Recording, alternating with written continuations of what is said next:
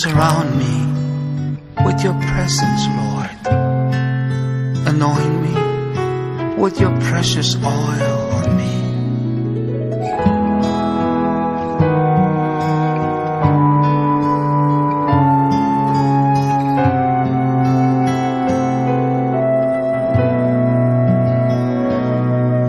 Surround me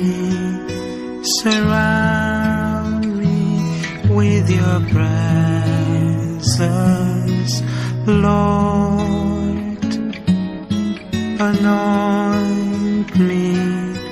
Anoint me with your precious oil on me.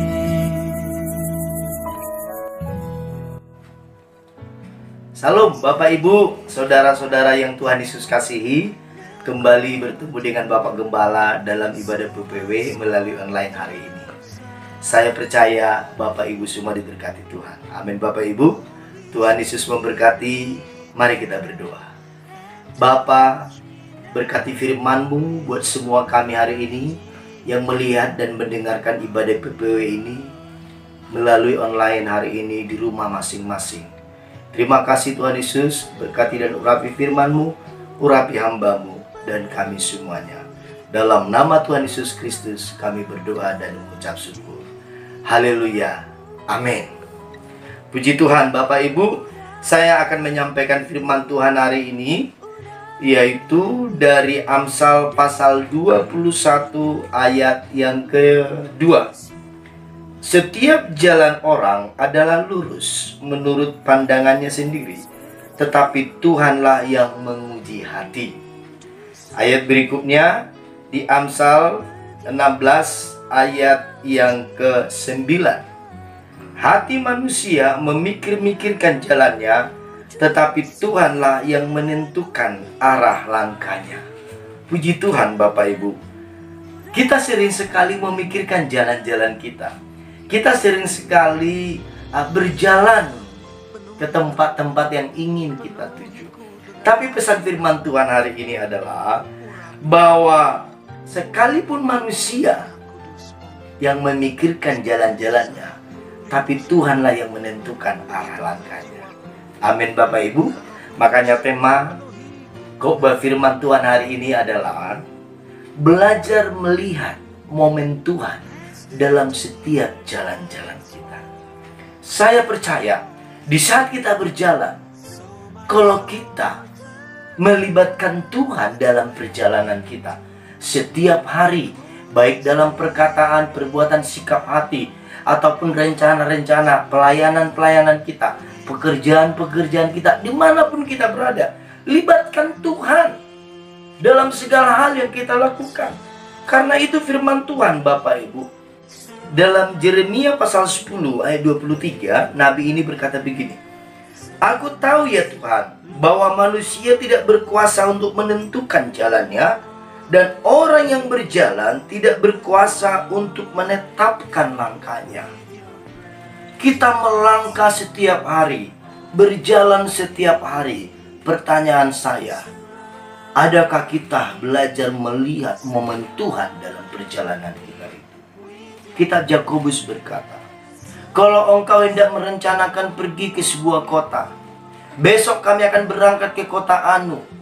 Tapi firman Tuhan berkata, hendaklah engkau berkata jikalau Tuhan yang menghendaki dan berkenan.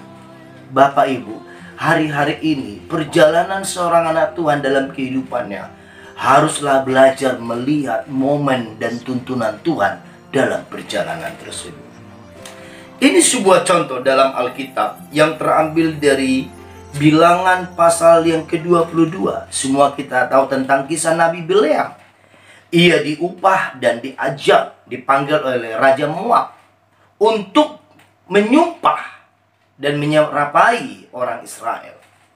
Tetapi di tengah jalan Bapak Ibu, Nabi ini menunggang keledainya.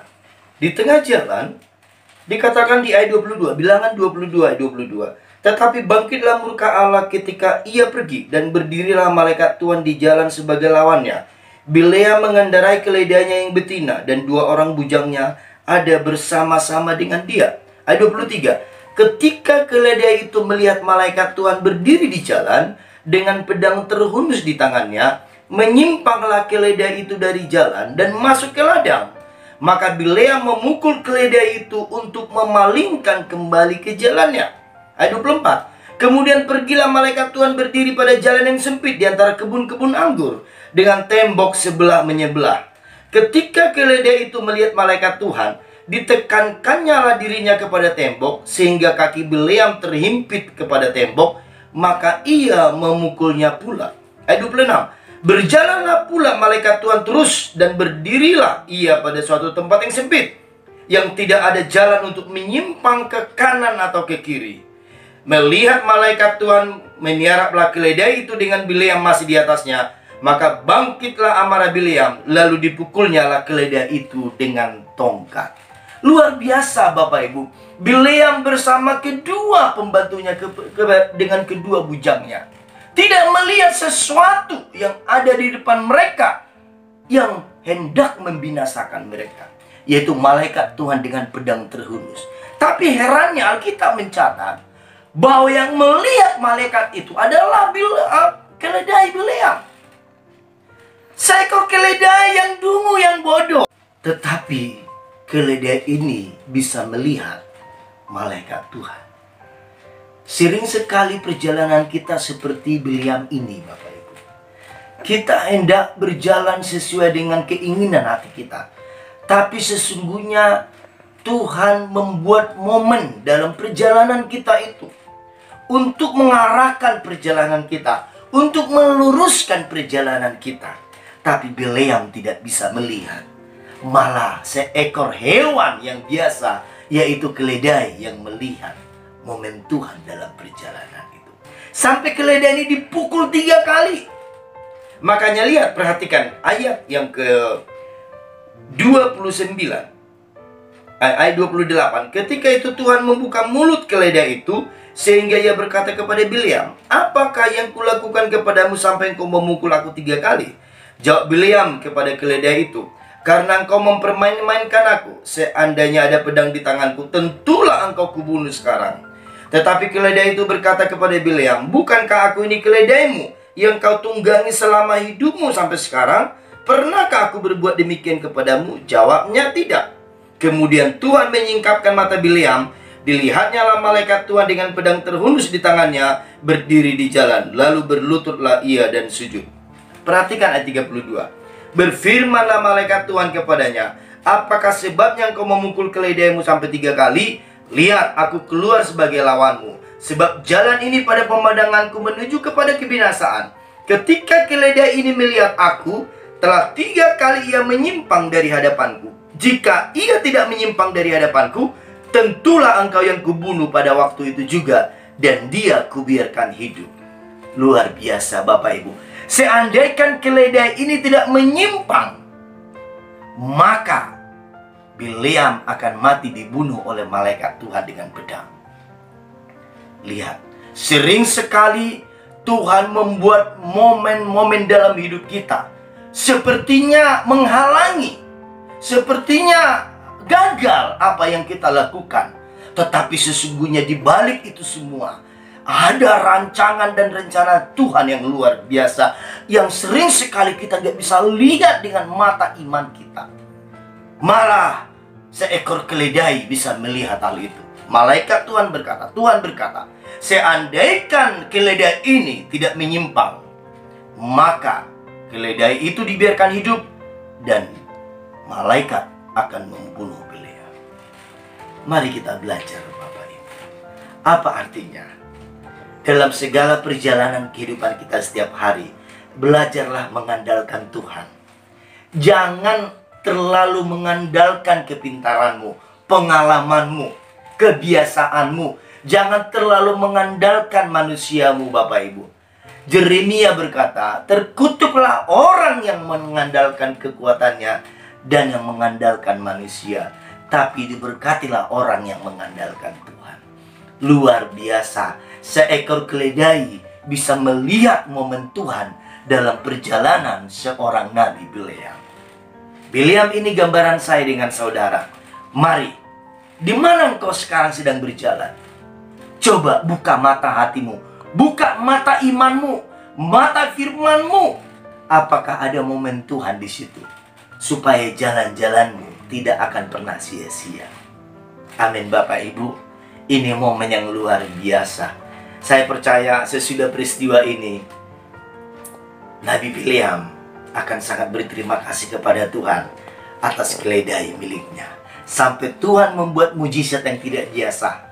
Seekor hewan Tuhan buat berbicara seperti manusia. Kalau Tuhan ingin membuat momen dalam hidup kita, Bapak Ibu, Tuhan bisa membuat mujizat yang tidak biasa dalam hidup kita. Dia bisa membuat mulut seekor keledai berbicara seperti manusia. Artinya, sering sekali hal-hal biasa, hal-hal yang kecil dalam hidup kita, tapi kalau kita serahkan itu ke dalam tangan Tuhan, Tuhan bisa membuatnya menjadi mujizat yang luar biasa. Amin Bapak Ibu.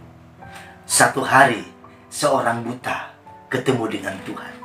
Tuhan mengambil sedikit tanah yang kotor dan mencampurkannya dengan ludahnya, lalu mengoleskannya ke mata orang buta itu. Dan Tuhan berkata, cucilah mukamu di kolam Siloam.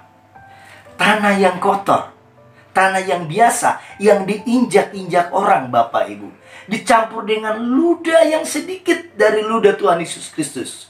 Tapi lihat, tanah yang kotor ini dan ludah yang sedikit itu bisa membuat mujizat kesembuhan yang luar biasa. Amin Bapak Ibu. Sering sekali kita seperti tanah itu. Sering sekali kita diinjak-injak orang, ditindas orang, difitnah. Engkau melakukan yang baik tapi dibilang yang jahat. Engkau menginginkan sesuatu yang baik tetapi malah sebaliknya yang terjadi. Mungkin kita seperti ludah itu. Kita diludahin orang. Kita tidak dianggap, dipandang sebelah mata. Kita direndahkan, dipermalukan dan sebagainya. Tapi Bapak Ibu, kalau engkau serahkan itu semua ke dalam tangan Tuhan Yesus yang berkuasa, maka Tuhan bisa mengubah itu menjadi mujizat dalam hidupmu. Itu yang disebut momen Tuhan Bapak Ibu. Puji Tuhan Yesus Kristus. Jadi belajarlah melihat momen Tuhan dalam perjalanan hidupmu. Lukas pasal 22 dikatakan di ayat yang ke-60. Tetapi Petrus berkata, bukan, aku tidak tahu apa yang kau katakan. Seketika itu juga sementara ia berkata, berkokoklah ayam. Sebenarnya Tuhan Yesus malam itu udah ngomong kepada Petrus, Petrus, sebelum ayam berkokok, engkau akan menyangkal aku 3 kali. Tapi Petrus cuek aja. Dia nggak terlalu serius menanggapi nubuatan pernyataan Tuhan Yesus itu. Sering sekali Bapak Ibu, Tuhan sudah menegur kita dengan firman Tuhan melalui khotbah-khotbah, melalui orang-orang rohani di sekitar kita. Tapi kita masuk kanan keluar kiri.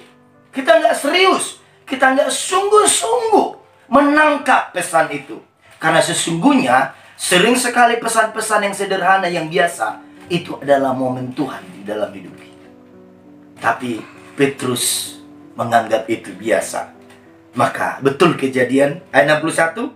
Lalu berpalinglah Tuhan memandang Petrus. Maka teringatlah Petrus bahwa Tuhan telah berkata kepadanya, sebelum ayam berkokok pada hari ini, engkau telah 3 kali menyangkal aku.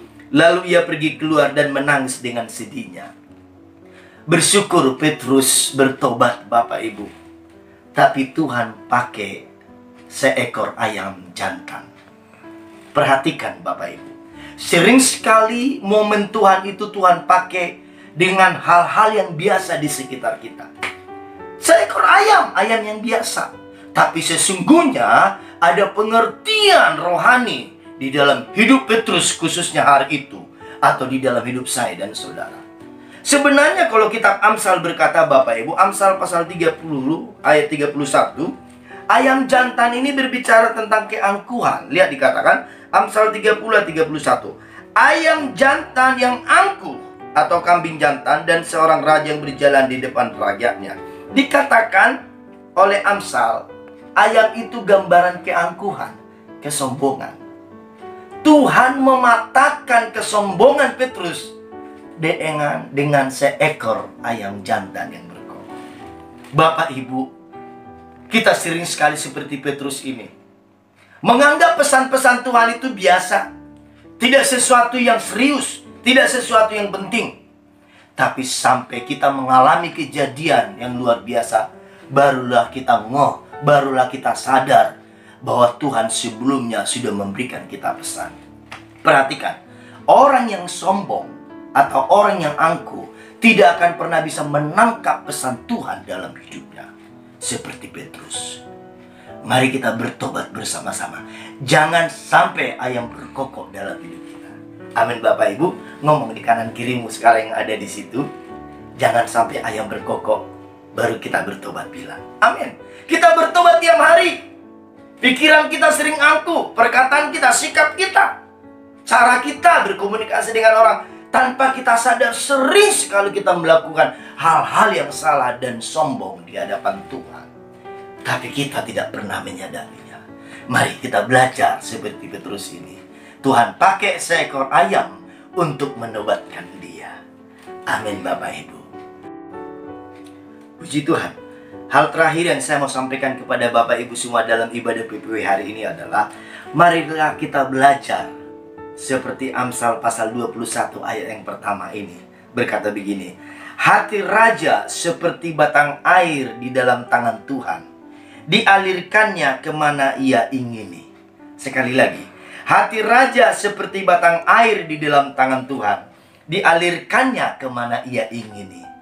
Marilah kita belajar seperti air ini Bapak Ibu, yang di Amsal pasal 21 ayat 1. Dikatakan hati raja, kita ini anak-anak raja, anaknya Tuhan Yesus Kristus. Firman Tuhan berkata, marilah kita letakkan hidup kita di dalam tangan Tuhan, supaya dia alirkan kemana dia ingini. Firman Tuhan berkata begitu. Kalau kita letakkan hidup kita di dalam tangan Tuhan, maka kita akan seperti air yang mengalir, dan Tuhan yang mengalirkannya kemana dia ingini, kemana dia kehendaki. Bukan seperti yang aku mau, tapi yang Tuhan mau. Bukan seperti yang aku kehendaki, tapi yang Tuhan kehendaki. Sebelum engkau mengalir dalam hidupmu setiap hari, mari letakkan di dalam tangan Tuhan, karena dia yang lebih tahu kemana kita yang terbaik dalam hidup ini. Amin Bapak Ibu. Baik dalam perkataan, pikiran, sikap hati, perbuatan kita, letakkan ke dalam tangan Tuhan. Cari Tuhan, kejar Tuhan, cari hadiratnya, kejar firman-Nya dalam hidupmu. Maka engkau akan seperti air yang dialirkan kemana Tuhan mau. Tuhan Yesus memberkati kita semua.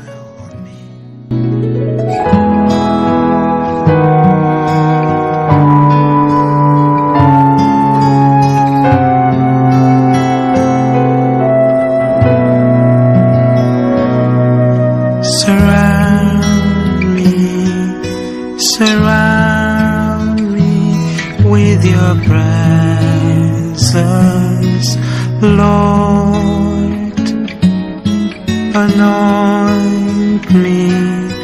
Anoint me with your precious oil on me.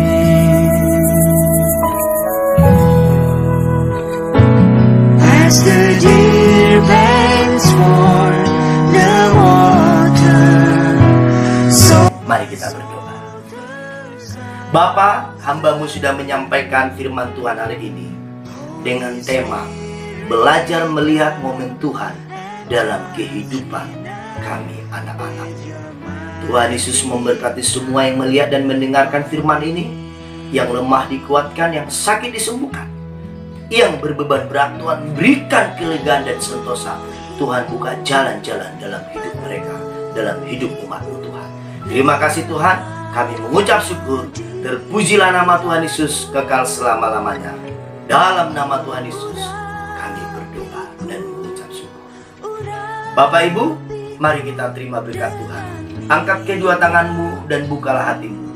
Terimalah kasih karunia dari Bapa di sorga yang berlimpah-limpah, di dalam anaknya Tuhan Yesus Kristus, dan persekutuan yang manis dengan Roh Kudus menyertai saya dan saudara, sampai nanti kita diangkat dalam kemuliaannya di awan-awan, dan kita akan hidup dalam kerajaan yang kekal sampai selama-lamanya. Yang diberkati sama-sama kita katakan amin. Puji Tuhan Yesus Kristus. Bapak Ibu, sampai ketemu Rabu depan dalam ibadah PPW yang diberkati Tuhan. Tuhan Yesus memberkati. Salam. Urapiku dengan minyak kudus-Mu.